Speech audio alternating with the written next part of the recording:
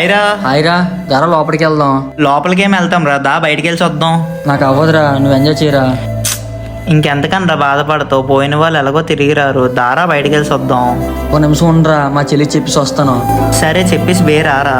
అరే నీకు ఒక విషయం చెప్పాలిరా, వాడు ఇప్పుడే లోపలికి వెళ్ళాడు. వాళ్ళు అన్నీ చనిపోయినప్పటి నుంచి చెల్లి పెళ్లి ఇంటి బాధ్యతలు అన్నీ వాడే మోస్తున్నాడు రా. అందుకే కొంచెం బయటికి తీసుకెళ్తే రిలాక్స్గా ఉంటుందని తీసుకెళ్తున్నాను. ఈడేంటి ఇంకా రావట్లేదు. సారీరా, లేట్ అయినందుకు. లోపలికి వెళ్ళి ఏం చేసేవారు ఇంతవరకు? ఫస్ట్ ఆఫ్ ఆల్ నువ్వు సారీ చెప్పక ఏమైంది అసలు? పనులు చేసుకుని రాబడికి లేట్ అయిందిరా. అవునా, సరేరా, అయితే ఇప్పటికే చాలా టైం అయిందా, బండి ఎక్కి వెళ్ళిపోదాం.